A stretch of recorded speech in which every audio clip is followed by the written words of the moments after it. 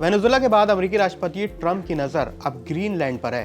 वो देश जिसका लगभग 80% हिस्सा मोटी बर्फ की चादर यानी आइस शीट से ढका हुआ है। लेकिन ट्रंप इस देश पर अटैक के साथ ही यूएस के नागरिक बनने के लिए ग्रीनलैंड के सिटीजन्स को करीब $1 लाख का ऑफर भी दे रहे हैं। सोचिए, अमेरिका जिसकी नागरिकता के लिए ट्रंप गोल्ड कार्ड के जरिए $1 मिलियन तक की मोटी फीस चार्ज करते हैं। आखिर किसी देश के नागरिक पर वो इतने मेहरबान क्यों हो रहे हैं? दरअसल इसकी बड़ी वजह है इस पूरे रीजन में रशिया और चाइना का खतरा, ग्रीनलैंड में मिनरल रिजर्व और नए आर्कटिक शिपिंग रूट्स। लेकिन अगर ट्रंप ग्रीनलैंड के लिए इतना मोटा खर्च कर रहे हैं तो यूएस को इससे कितनी कमाई होगी, और ट्रंप जिसे लार्ज रियल एस्टेट डील बता रहे हैं वे क्या नया स्टेट कैपिटलिज्म का एक जियोपॉलिटिकल वर्जन साबित हो सकता है? वैसे तो ट्रंप की ग्रीनलैंड को खरीदने की दिलचस्पी पहली नहीं है। इससे पहले यानी उनकी पहली टर्म साल 2019 में सामने आई थी, जब उन्होंने इसे एक बड़ी रियल एस्टेट डील करार किया था।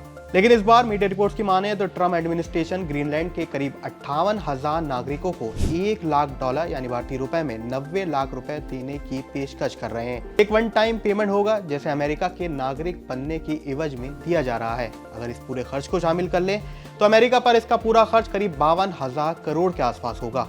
इसके अलावा अमेरिका के रियल एस्टेट डेवलपर और इकोनॉमिक्स डेविड यॉर्कर के एस्टिमेट्स के मुताबिक ग्रीनलैंड की कीमत 12.5 बिलियन से लेकर $77 बिलियन तक हो सकती है।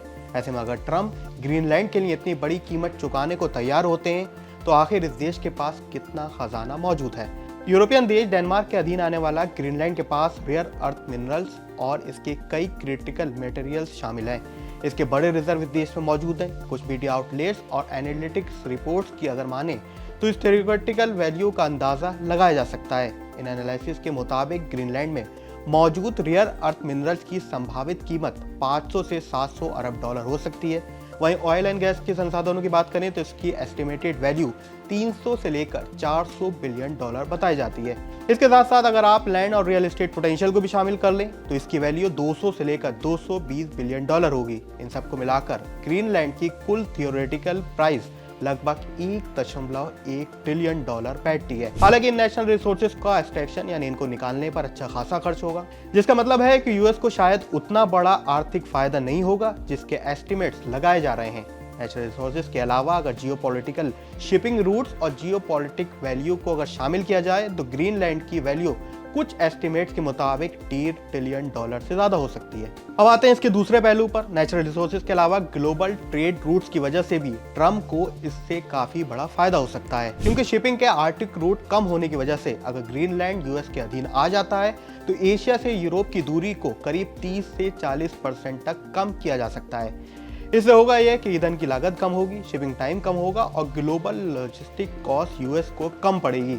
ऐसे में अगर अमेरिका इस रूट पर रणनीतिक नियंत्रण रखता है तो वह ट्रेड फ्लो को इन्फ्लुएंस करेगा, जिससे लॉन्ग टर्म में यूएस के कई कंपनीज के पोर्ट, इंश्योरेंस और शिपिंग सर्विसेज से जुड़ी हुई कमाई बढ़ेगी और साथ ही इस पूरे रीजन में डॉलर का दबदबा भी बढ़ता हुआ नजर आएगा। ऐसे में ग्रीनलैंड सिर्फ आर्थिक मसला नहीं है बल्कि यूएस के लिए स्टेट कैपिटलिज्म के साथ जियोपॉलिटिक्स का एक ऐसा मसला है जिससे साल 2026 में बड़े आसार नजर आ सकते हैं। तो अमेरिका की इस कार्रवाई, ट्रंप के ग्रीनलैंड के मिशन पर आपकी क्या राय है? हमें कमेंट सेक्शन में जरूर लिखें।